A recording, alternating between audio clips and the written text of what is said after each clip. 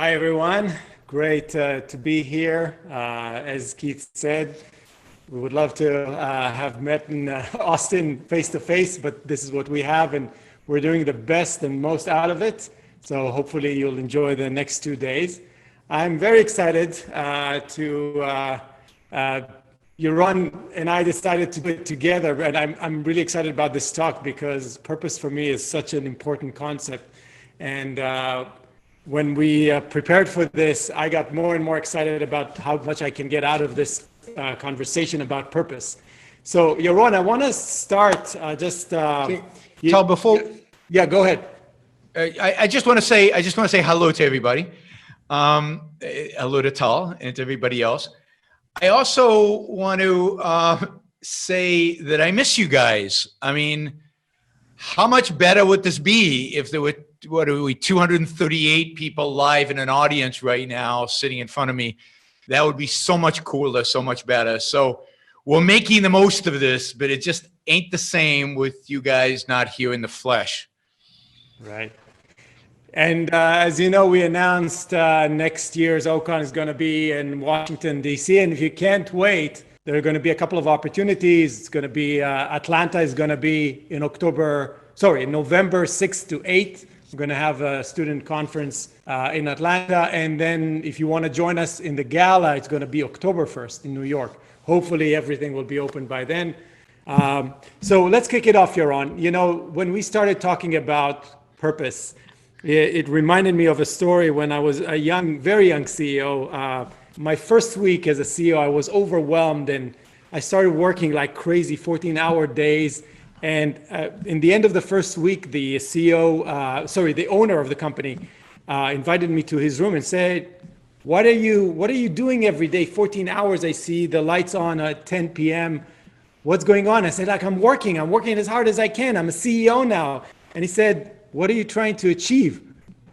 And I said, that's a really good question. And then he gave me an analogy that I'll never forget. He said, we're all dancing in the dance floor, but from time to time you have to go up to the balcony and look at what's going on and look far and know what and for me that stuck as always have a vision, a purpose to what you're doing. So let's kick it off by what is the meaning of purpose? What is it? So purpose is the why. Why am I doing this? Why am I giving this talk right now? I could be at the beach. No, wait, we're in lockdowns. I couldn't be at the beach, but I could be doing, a dozen, 24, a million other things. Why am I doing this? What is the goal? Do I have a goal? Am I trying to achieve something? If so, is it a legitimate goal? How does it relate to all my other goals? So it really is the pursuit of a goal intentionally. Purpose is about, being intentional. It's about knowing what you're doing, knowing why you are doing it. And it's a recognition of the fact that I can actually choose. I can be here or I can be at the beach. I can be somewhere else. I can choose how to set my life. I can choose what values to pursue. I can choose how to live. I am actually in control. And that means I've got a whole selection of values. I'm not set to go in one path. I can change paths. I can pursue lots of different things. So, purpose is really that goal-directedness. It's the idea that you are goal-directed in every aspect of your life, in every aspect of your existence. That is open to choice, where you can choose. It's about being a valuer. It's about pursuing values in an intentional way, in a thoughtful way, in a purposeful way. Okay, I'm being told that something's wrong with the video. Is everything good? Video is not great, so you're kind of jagged. It looks like low quality bandwidth on your end. Okay, well, we'll try. Anyway, so I wanted to continue. It seems like, before we dive into in more kind of detail, but it seems like there's a human need Is it psychological? What is it about the need of having a purpose? Because sometimes, when you lose purpose, it seems like everything's going down, right? So what is that need that humans have to have purpose? Where is that coming from? Well, at the most foundational level, at the most basic level, it's the fact that we don't know instinctually, automatically how to live. That we have to choose our values. And because of that, if you think about the fact that we have so many values, there's so many things you could be doing, there's so many things you could be choosing, you have to consciously decide what's important and what's not. What's going to lead you towards your goals and what is not. What goals are worthy of having. From the most abstract to the most concrete, there's no automatic mechanism to make that happen. You have to actively pursue it. You have to actively engage. You have to actually actively think. And and this is all the way at the level of survival, right? At the very basic of just as a human being to survive. We have no automatic knowledge of how to survive. So you have to, in every activity in life, from the basic activity of getting food, and you have to pursue certain goals. You have to pursue a certain path, and you have to figure out what those goals are and figure out what that path has to be, needs to be. And that is at the very core of why we need purpose, because we don't know how to live.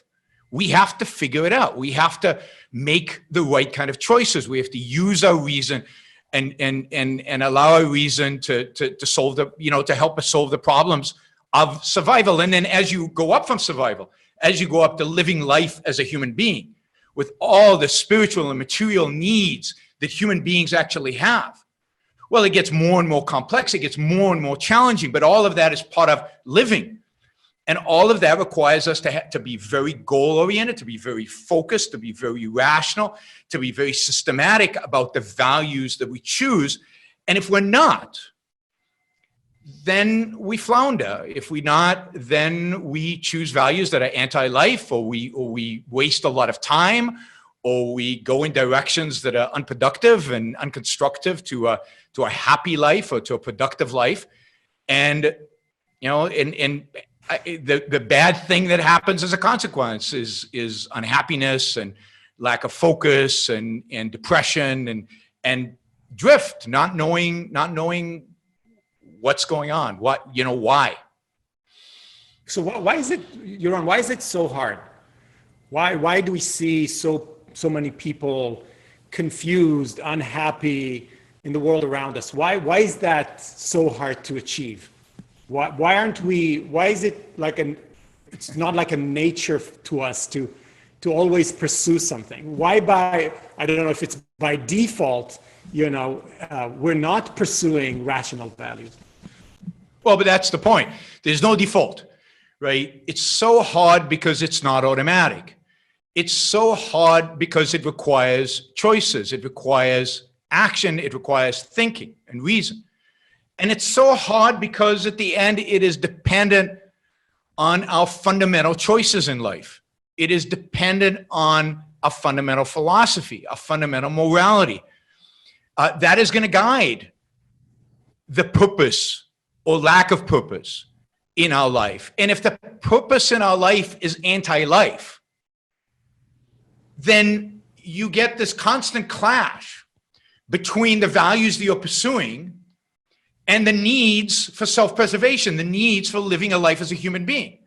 And that clash manifests itself in anxiety, in stress, in unhappiness, and in difficulty in life, in midlife crises, and in all of these kind of phenomena where self-preservation requires a certain path because reality is what it is and human nature is what it is. And you're pursuing a completely other path because you're guided by, let's say, altruism, a philosophy that tells you self-preservation doesn't matter. What really matters, or living doesn't matter, or taking care of your own needs or your own happiness doesn't matter. What really matters is other people. What really matters is sacrifice. What really matters is denying yourself for the sake of others. What really matters is sacrifice.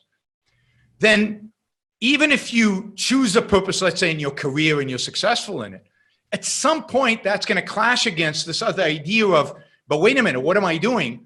I should be sacrificing. I should be taking care of others. And that conflict is psychological. That conflict is in every dimension of your life. And it causes people to rethink their life, to question everything.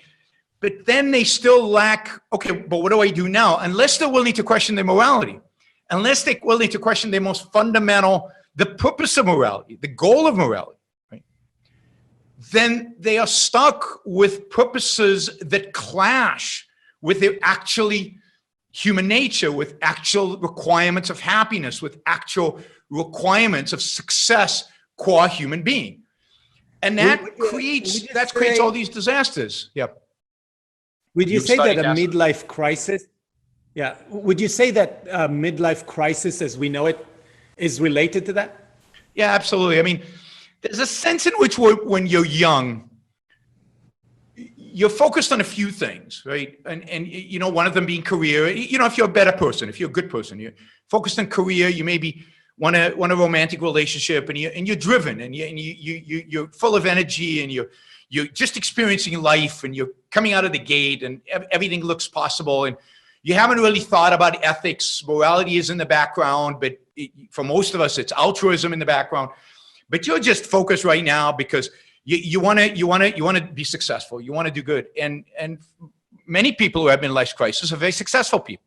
Are people who have, you know, from their 20s on, you know, single-mindedly focused on this career, and then they've got a family, and they've got 2 kids, and they've got a dog, and they've got a house, and they've got you know, in the old days, a station wagon or whatever.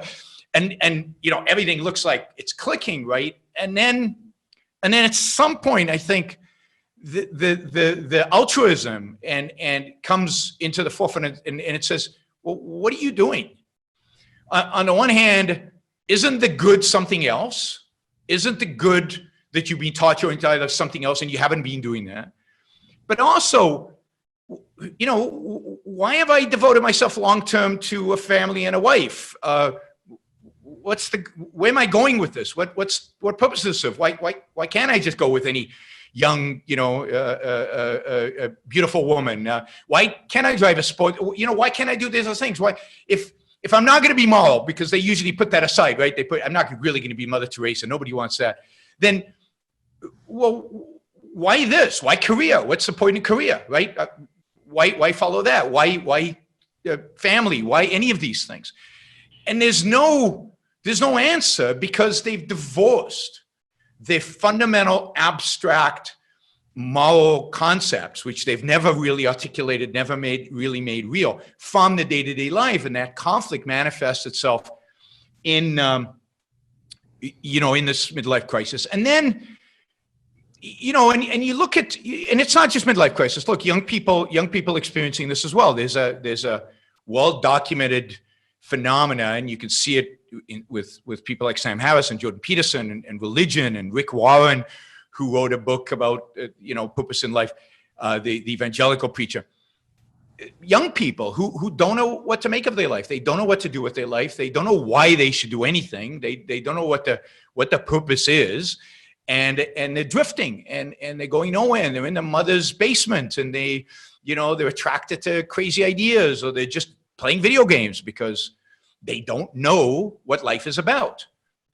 And then you listen, and then what happens is people, these self-help people, and people who may be a little more intellectual than just self-help people like Sam Harris or Jordan, or religion, they come about and say, yeah, you need a purpose, guys.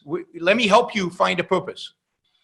But almost all of them, Sam Harris is a bit of an exception here, but certainly Jordan Peterson, and certainly religion, and so on, they say, yeah, life, and this is Jordan, right? This is what he says. He says, life is miserable.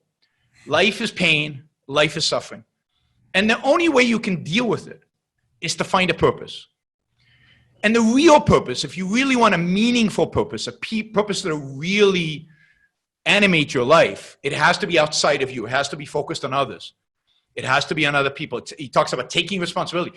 First, he says you have to take responsibility for your own life. You know, make your bed, stand up straight, do stuff like that. Take responsibility for your own life. But then, to really achieve, he never talks about happiness because he doesn't think that can be achieved. That just happens. Then you need something external to you. So again, even the self-help gurus, at the end, in the guise of self-help, helping you, they sell altruism. At the end, it's not about how to achieve your values, your life, your happiness.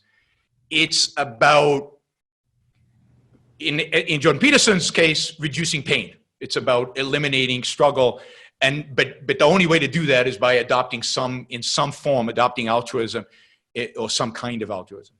So let's go for the positive. Let's talk to an 18-year-old, a 20-year-old. They're ambitious. How would you guide them towards, what would you answer if they ask you, okay, Yaron, what is the purpose of life? What am I trying to achieve here?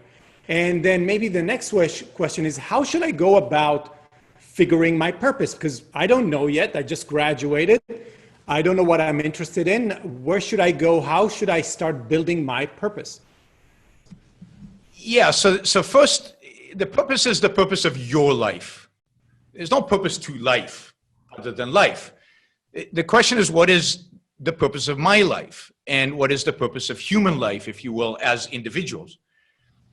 And the purpose is to live well, to live, as Ayn Rand described, a life as a human being, as a life that is fitting for a rational being. So you can't, and this is the problem with most of the self-help guys. So some of them want to divorce purpose from morality. Mm-hmm. And some of them want to sell purpose in the frame of altruism. Neither one of those can be successful. I mean, you can give somebody purpose that's altruistic, but there'll be a clash and it'll destroy them. And you can try to divorce purpose from morality, but again, that'll clash and that'll destroy them.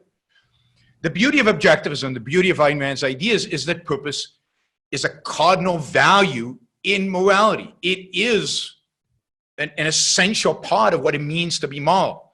It is an essential part of what it means to live. It means to pursue your life. And what is the moral purpose of your life? Well, it's happiness. It's to achieve happiness. It's to achieve that state of non-contradictory joy. And to counter the Jordan Petersons of the world, it's not this momentary pleasure. It's not just having a party. It's not having fun. It's something much deeper, much more sustainable over time. It's a state of being that is a positive state of being, of belonging in this world, of embracing and loving the life that you have. So that is your purpose in life. It's to live that kind of life, the kind of life suitable for a rational being. And to do that, well, you need to do, I think, two things. I mean, you need to do a lot more than that, but two things to start off with. First, you have to embrace morality. You have to embrace certain abstract values. You have to understand them, integrate them, and really, really, understand how they are geared towards making your life purposeful, making your life valuable, and ultimately leading to happiness. So you start with the most abstract values, and then you have to have more concrete values that lead you to those greater abstractions and ways in which to achieve them.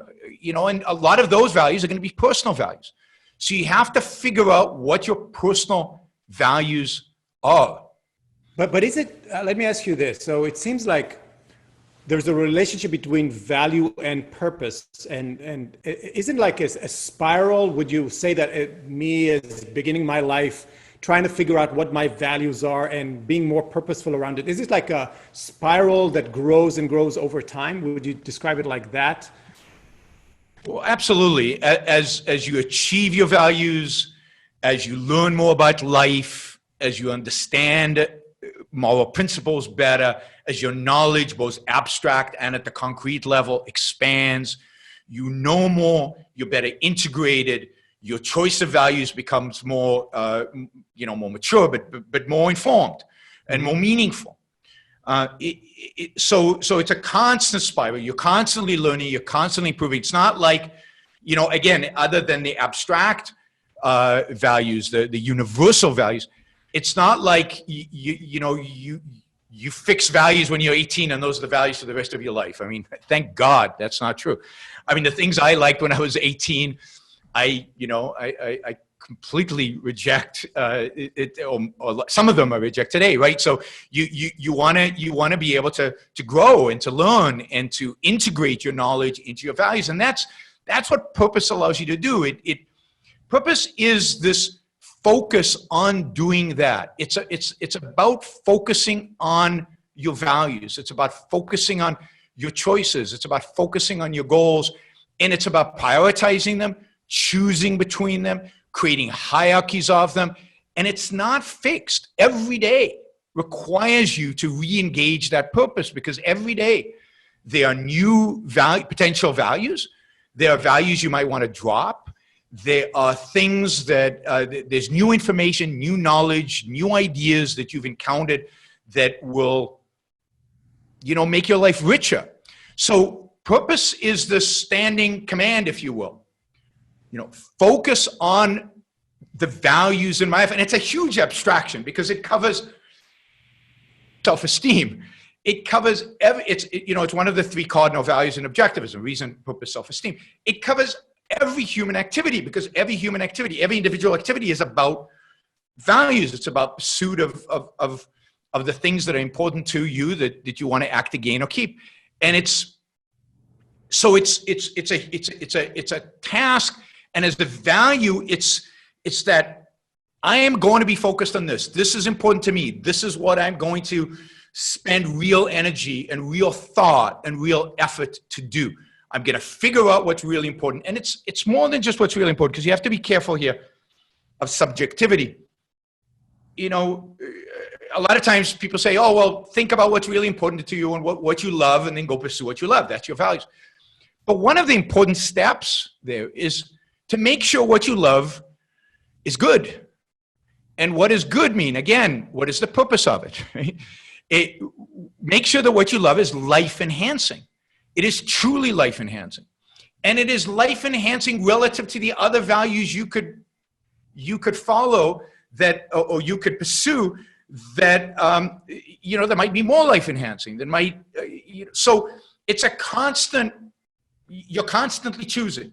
And you're constantly creating hierarchies, and you're constantly evaluating, and that's what it means to have a life of purpose. It's not you do it once and it's over.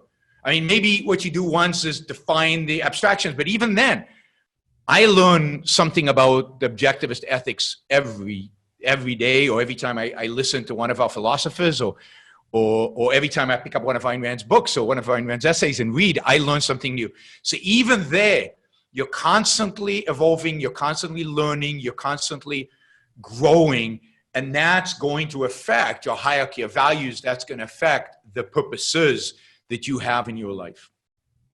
Let's talk about the concept of central purpose. The idea that you have, of course, on the productive side, one central purpose that really guides your life, the direction of your life. Can you talk a little bit about the relationship between purpose and central purpose? Yes, so there are a lot of values in life. And there are a lot of you just think of the different categories of values, right? There's love, there's friendship, there's family, which relates to love, but in some ways doesn't. There's entertainment. Did I mention career? There are a lot of different categories of values. What's that? Health. Yeah, there's health. So a lot of different categories, and each one of those, the work that purpose requires you to engage in, purpose kind of is to create hierarchies in each one of those and figure out, but that's a lot. And you need something to integrate them around. The one thing in life that's limited is time. And the older you get, the more you realize how limited it is. It's every second is gone. Every second you don't live again. And if you're an egoist, oh my God, you need to make every second count. Well, count towards what? How do I integrate it all? Now you can say happiness, but happiness is not, it's hard to concretize what that means, right? So you need something to help integrate, to help make you choices. So when you make a choice between two values, purpose is what determines which one of these values you're going to choose. Well, what is my purpose? What is my goal? What am I heading towards? But there's so many values and there's so many different hierarchies. You need something that integrates them all so that you can use the time that you have as effectively as possible to live the best life that you can, to live a life appropriate for a human being. And the purpose that is the purpose, so you need a central purpose. You need something that allows integration of everything else to it, that every other activity you do integrates to it. And for human beings, again, if you go back to the original, because survival is not automatic and knowledge is not automatic or anything like that, the central purpose, so just getting food or anything is not automatic. We have to work for it. The central purpose of our life is productivity. It's to be productive. It's productiveness. It's career. It's work, right? It's taking care of ourselves in the material realm. And to do that, we have to engage everything we know about morality, about the principles of morality. I mean, and that's one of the reasons it is the central purpose, it is the integrating purpose. It is where we spend, where we engage our mind the most. It's where we challenge ourselves. It's where we engage with problems in reality the most. It's where we achieve the most and gain our self-esteem. So it's the integrating activity that we engage in is our career. And then everything else has to be measured accordingly, right? So family, you know, one of the confusing things that people suffer in our culture is people say everywhere, they say family is the most important thing. I mean, you ask anybody, they'll say family is the most important thing. And then if you want them to feel an instant element of guilt, because I do this to my audiences and you can see them feel guilty. Well, what activity do you spend most time on, most effort on, most thought on? They always say, my work. And immediately they feel guilty. Because again, they've been taught, and it's just a cliche by religion, by that it's family that's the most important thing, but you can't integrate around that. You can't integrate every activity. It's not, the fact is, it's not important enough in terms of engaging your mind, in terms of challenging yourself. And so, now, maybe for a woman who, or a man who's staying home to raise their kids, then that is the career. That is the activity they're engaged in as their productive endeavor. But for the most part, family is not enough to be a central purpose. And again, this confusing messages in our culture that elevates family above all. Career is selfish. Career is just you. Career is about money. Career is about these things. It's about your passion. That creates some of these midlife crisis issues. That creates some of this angst that exists out there. And that angst is reinforced by all the self-help guys who tell people that their family is the most important thing to them, that's what they... So it's just, again, reinforcing the negatives, and why I think this is a big reason why people are so unhappy in the culture, why there's so much misery and unhappiness in the culture. So the central purpose has to be the one activity that really engages everything that it means to be human. Engages your reason, it engages your productive juices, right? Your productiveness. It requires you to be the best that you can be at any moment. And it's not just any career. And this is true of all values, by the way. It's to be ambitious about a career. That's what a career means. It's to be ambitious about your work. It's to push yourself. It's to elevate. It's to really constantly strive for more, because a career is not just work. It's a path. It's progress. So Yaron, I wanted to ask you something. You know, I'll give you a compliment on the way. You know, every time we're together, I feel this sense of energy that you have, and I know that with a lot of people that I know are so passionate about what they do, they emit this level of energy that you don't see. They're just passionate about it. They wouldn't go to sleep just to do more of it. The question that I have, that I hear a lot of people, is like, how do you find it? How do I know that this is it? Because it's like an evolution, and maybe you're, from your own experience, how do you know that this is what my central purpose should be? because there's so many opportunities out there, and life, comes at you in many different angles, and there are opportunities that present themselves and so on. What is the best tip you can give a younger person on how to really slowly figure out what it is that, that will make them exert so much energy? So first, I'd say that I'm probably not the right person to ask, because it took me about 20 years to figure it out, or 22 years to be exact, right? So, very few people that I know are like Howard Rourke. Howard Rourke knew he wanted to be an architect from when he was a little kid, and that was it. And it was never in question, and he just knew it. He loved the act of creating, the building. Ayn Rand describes it in The Fountainhead, and it's that he introspected, and that was obvious. It was just there. Most of us, it's not. For me, it certainly was. It's like her, by the way, right? What's that? Howard Rourke is like an Ayn Rand. It's like an Ayn Rand herself. Ayn Rand knew right? when she was 9 or 10 or 8, I can't remember, that she wanted to be a writer, that was her purpose, and she knew exactly what it was, and it was a central purpose, and it was for most of her life. I think philosophy became a central purpose once she finished Atlas Shrugged. But so for me, it didn't. I didn't know what I wanted to do when I was 18. In Israel, you go off to the army, so you don't even think about it in some sense. And then coming out of the army, I had no idea. So what did I do? I introspected. I started by saying, what do I like doing? And I made a list of the things that I kind of like, and the kind of activities I think I would enjoy. The kind of activities that I think I would enjoy that I could also make a living at. The kind of activities that I would enjoy, that I would study, that I would go, because it was obvious to go to school. And I have to say that I wasn't completely first-handed back then. So it took me a while to get rid of the kind of the second-handedness that I think I was raised with. So there certainly was an element when I was very young of, well, what would be acceptable to my family, right? So I look back and I say, I love history. Why didn't I go study history? Because it wasn't even one of the, it wasn't in the scope of the possible.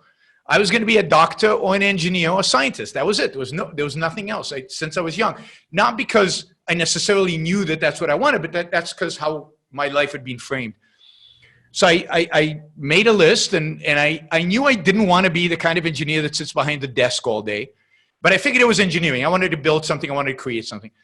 So I knew I didn't want to be the kind of engineer that sits behind a desk all day, and I was really terrified of having a 9-to-5 job where you go to a desk job and you just sit there. And so I looked at all the different engineering jobs. So one, you introspect, and then you look out into the world. Okay, where's the match? Where's the fit? I looked at all the engineering, and I looked at all of them. And by the way, I was supposed to be a doctor, right? This was what I wanted to be when I was very little. What my father wanted me to be. He's a doctor, and until the day the day I went to the first classes in engineering, my dad still said, I can get you into medical school. And, but I knew I didn't want that. So I took all the engineering and I said, okay, desk job. That job. And of course, I missed the opportunity of a lifetime to be a computer engineer at the best time in history, to go into that and become super wealthy. But the one that looked like it involved the least amount of sitting behind a desk and building and creating stuff was civil engineering. So I went and studied civil engineering, and I embraced it and I enjoyed it. And that's the other thing. You're going to, hopefully, and part of this is developing, and I don't know how to do it, developing a mentality. I enjoy a lot of things. I enjoy a lot of different topics. My biggest challenge is always to limit the scope, because I enjoy doing so many different things and engaging in so many different things. But so then engineering. So I was an engineer for a while, and then I said, well, what do I like about engineering? Well, I liked the management. So I went and I went to get an MBA, and I got an MBA, and then I said, well, I really like the management. I really like this finance stuff. This finance stuff is fun.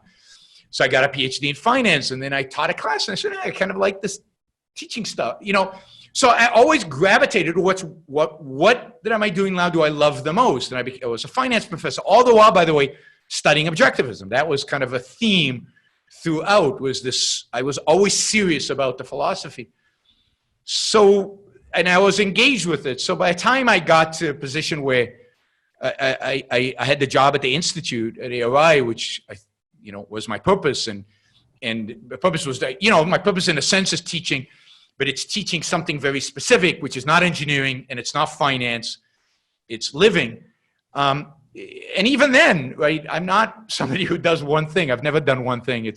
So my central purpose is a little tricky because I've often had two careers, but it's about teaching. It's about engaging the world with this philosophy, engaging minds with this philosophy. And that became my purpose. But it took me a long time, and it took a route to get there. And once I got to that point in my life, it was obvious. So it wasn't something I could have ever predicted when I was 18 or 22 or 30. Maybe into my early 30s, I could have predicted this, but not when I was young. So the point is, find things that you love to do that intersect with something with a real job that's available out there, and go and do it. But always look around and look at other things. Do I enjoy something else even more?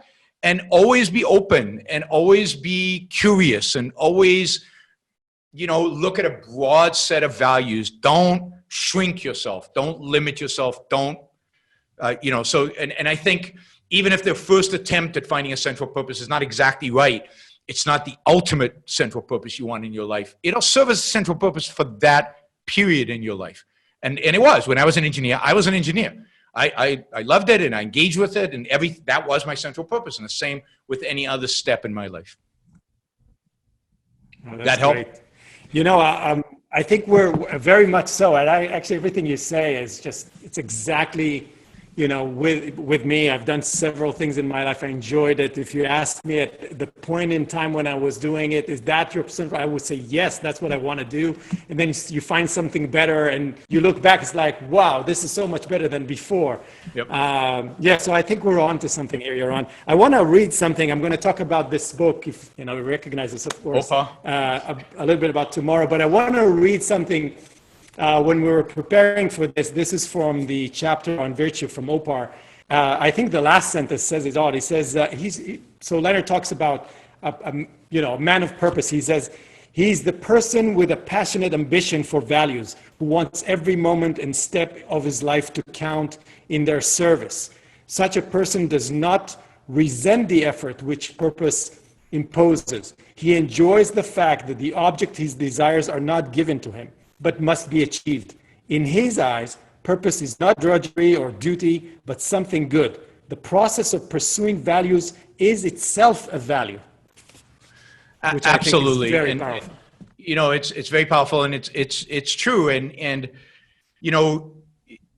to live a purposeful life, I think you have to take every one of these different realms of life: family, love, art, I forgot art before, entertainment, career, every one of them. And you need to give them all. You need to really think about them, and you really, really engage with them. And take the time to really prioritize and create hierarchies for each one of them. And yes, they all need to be integrated around a central purpose. But central purpose doesn't mean all-consuming purpose. It doesn't mean no time for anything else. But think about what you like about having friends, what friends you like and what you don't, which kind of friends you want to pursue, which you don't.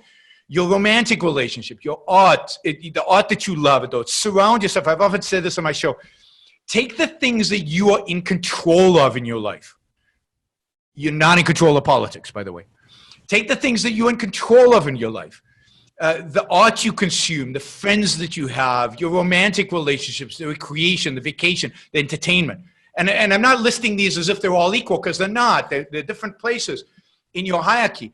So you need to make them such, and then create hierarchies in each one of them and pursue them with passion, as if your life depended on it, because your life does depend on it, right? And know what you like and why you like it.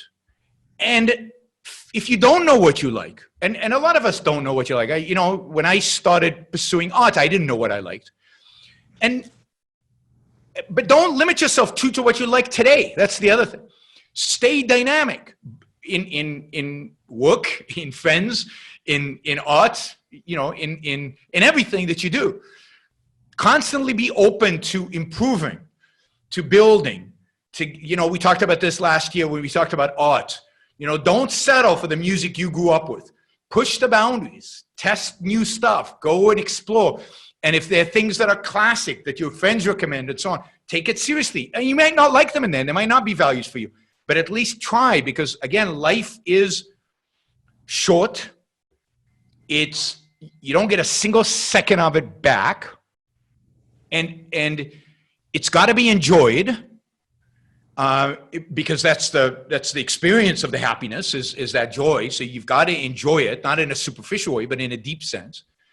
So constantly be ambitious about your values. Don't settle. Seek out the best, in your context, given your abilities, given your interests, and live them. Your values and your purposes are you. They are what define you. You are your values. You create your soul. I mean, Ayn Rand has these great passages about, and OCON has an essay about this. You are the creator of your own soul. And the way you create your own soul is by the purposes you choose and by the values you pursue and that you gain and you keep. So be ambitious, be passionate, and go out there and do it. And look, I thought you were going to ask me earlier, why have I got so much energy and passion? It's because I love what I do. And it's because I care about it, and because it's completely integrated into everything that I am. It's me. It's not a face I have to put on in order to do it. It's not like I drink some energy potion or switch some energy switch in my mind. This is just who I am. And if you engage me with something that interests me, that I love, the passion is just there. The energy is just there. I don't know where it comes from, but it comes from that purpose. It comes from those values. It comes from being ambitious and caring. And really, at the end of the day, it comes from loving life, loving this life. So just to concretize your last recommendation, last OCON, I don't know if you remember, but you recommended me to start listening to classical music and Rachmaninoff in specific. So since I bought a stereo system with 2 huge speakers, and I did exactly what you told me last OCON, just to lie down in the dark, high volume, and oh boy, it's a whole new world. And as a musician, you keep on learning about, wow, this is possible. And this is, so Great. Go educate yourself in so many different ways, because you don't know what's possible and what other values you can pursue. And it goes back to the idea of a spiral. It's an ongoing spiral, and you get better and better. So I want to leave some time for Q&A. We're running out of time. So I don't know, Keith, if you want to come back and tell us if there are any questions out there that we can answer. Yeah, so, okay, good. So we've got just about 10 minutes left for questions. We're using the Zoom Q&A module. So if you look at your Zoom controls, you might need to click on more, but you'll see a thing that says Q&A, and you can post questions there. We already have a few posted, so I'm going to start with those, give priority to people who've posted questions already. One thing we're going to do throughout the conference, I think for this session we just have a little bit of time, so I don't know if we'll do it right now, but we're going to prioritize questions from people who are willing to ask their questions live, and we're going to use the hand raising feature. So you can use, if you go into the chat, I think you can use, there's a hand raising button, and if you want to turn on your camera, turn on your microphone and ask the question live, we can do that. As I said, probably we'll do it at the next time around. So let me jump in with taking some of the questions that we already have in the Q&A module. So Andrew asked the question, what is the connection between purpose and pride? Can you say something about that, Yaron? Sure. So it relates to the point I was making at the end here. Pride is moral ambitiousness. Pride is the seeking moral perfection. It is the action necessary to achieve your purpose. You're not going to achieve happiness unless you strive towards moral perfection, unless you're ambitious in morality, unless you pursue the virtues. The virtues, all 7 of them, including pride, lead you to reason, purpose, and self-esteem. They are the means by which one attains those values. Pride is the one that says you have to take all of them seriously, and you have to be ambitious about all of them, and no compromise. So it's a necessary means to attaining purpose as a value. Okay. Abtin is asking, are the concepts of human life and purpose essentially the same thing? You talked about values, your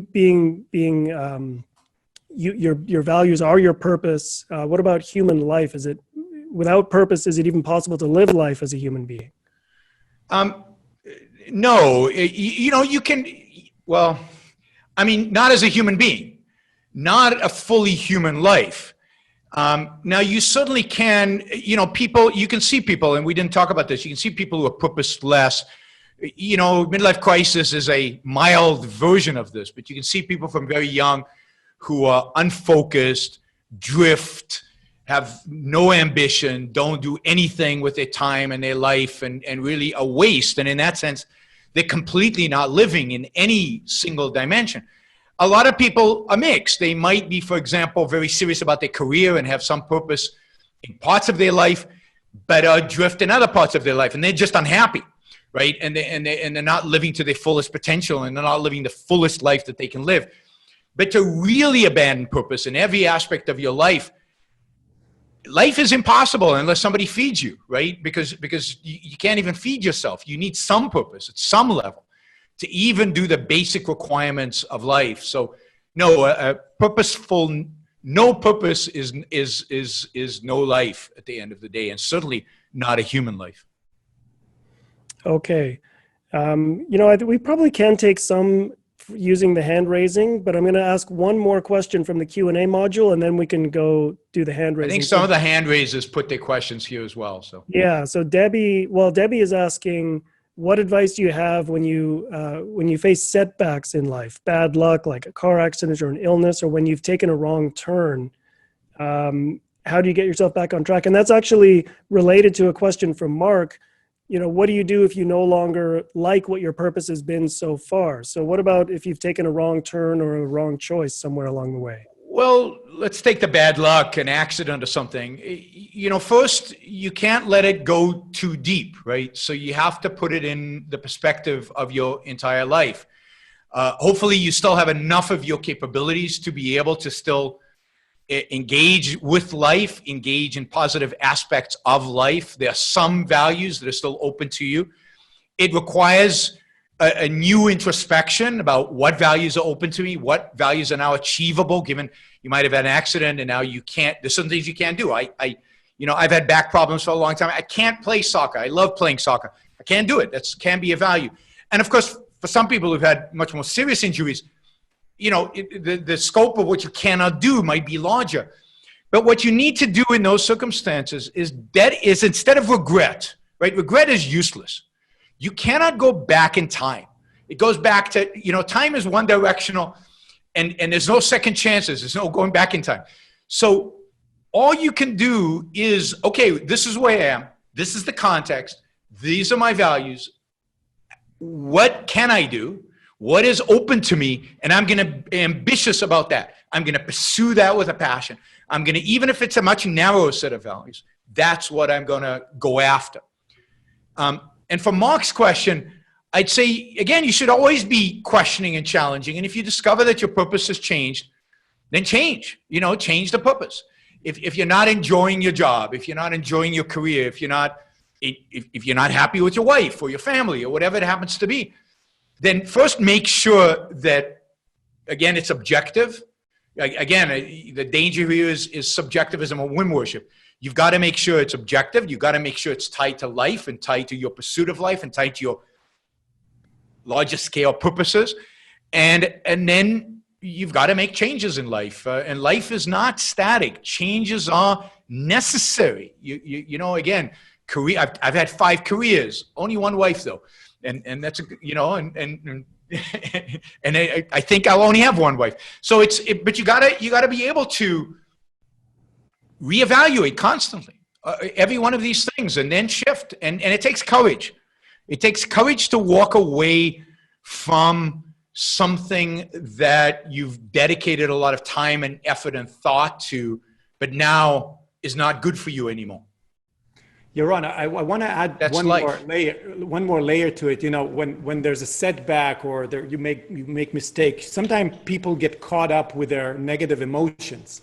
It's just they can't see beyond that? You say, okay, get over it, go. But what would you say about the fact that you're sometimes just stuck in regret, stuck in, I made a horrible mistake. I have anxiety of changing my well-paid job to something else. What is your answer to dealing with emotions that in a way get you caught up in all this? I'm not a psychologist, so all I can say, and I'm not trying to be flippant here, is you got to get over it. You got to refocus yourself on your purpose in life. That is to live, and to live life as a human being and to make the most of your life. You've got to find a way to psychologically reorient yourself to your ultimate purpose, which is life as a human being. Okay. And sometimes that's hard. And that's why psychologists are so important. And that's why psychology is an important field because there are methodologies on how to do that and how to overcome overwhelming emotions. You cannot, I don't want this to sound rationalistically where, just say to yourself as a mantra every day. No, I mean, this is something you have to integrate, and psychologists, it's a positive profession. It's not about fixing you. It's about helping you orient your life in the best direction possible when sometimes you're stuck. And understand the role of emotions and what they are and how to deal with them, Yep. right? Okay, let's try having somebody come online. So Rivka, I just allowed you to speak, so you can, I'm going to unmute. Oh, I just muted you. There we go. So you can unmute, you can turn your camera on, and would you like to ask your question? Yes, can you hear me? Yes. Good. I don't know how to turn on my camera, but I think there's a thing that I could do. That's okay. Why don't we go ahead? It just says microphone. Well, anyway, so I think some the public school system in our country really fosters dependence, and it's strange that at such a young age, when students are 18, they're expected to go off in the world and know what they're supposed to do, when all along they've been told what to do and what they should choose, and being told this is good, this is not. Would you have perhaps advice or a way of thinking for, let's say, an adolescent who's in that position of they're in school because I have to be. My parents will go to jail if I don't go to school. So how can an adolescent maximize his potential, his independence, his ability to make conscious decisions within these constraints? I mean, I think that it's a matter of, again, if the adolescent, how aware the adolescent is of himself and of ideas and of the world around him. It's really hard when they're that young and your ideas are not formed yet, and your moral code, in a sense, is not formed yet, and you're learning. I would say that at that age, the most important thing for a young person to do is learn. And I'm not just saying learn in the bookish sense, although that's also important, but learn by experiencing. Go out into the world and try things and experiment within boundaries. And and again, the tricky part is you've got parents and you're still in a legal situation. But experience things, and parents should encourage adolescents to experience things, experience new things, try new things, not fit themselves into a box in terms of what they are supposed to do, what people expect them to do, what they need to do, what their parents want them to do, but really open their minds and open them to what it is. Now, again, some adolescents know exactly what they want to do, like a hard work. There are people like that, but not everybody does. And you want them to have the space as a parent, and you want them as children, as adolescents, to feel confident enough to go out there and test and experiment and try new things within the boundaries of life-enhancing values. And I'd also say this, I think I never understood this about the US, about American parents. It seems like from the age of 2, kids are trained to go to college. and which college, and they have to get the grades to go to Harvard, and there's this obsession with going to college at 18 and going to white college and knowing exactly what you want to do, and doing everything is oriented towards this nuttiness. And then in high school, your entire high school is oriented towards college. It's like, let me enjoy high school. I don't know what I want to do. College is later. It's this crazy long-term planning at a time of life when the kids can't do long-term planning because they don't know enough about the present.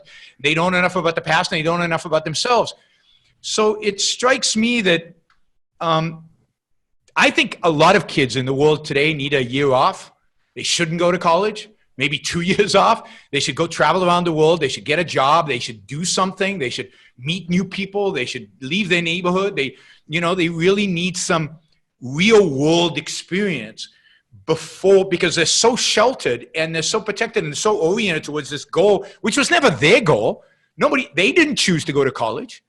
It's the parents have chosen. They didn't choose to go to Harvard versus their local community college or whatever. Their parents chose it for them. So to break away from that, I struggled with that in terms of, as I described earlier, I struggled with being limited by my parents and what are the options I had at the time. And I think it's much worse today with kids. And I would suggest delaying college and taking some time. If you're not sure what you want to do, if you're one of these, then and go and work.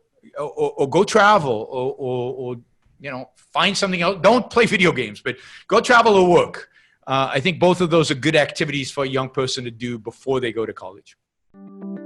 Thanks for watching. To help keep content like this free, consider supporting ARI by becoming a member at aynrand.org/membership.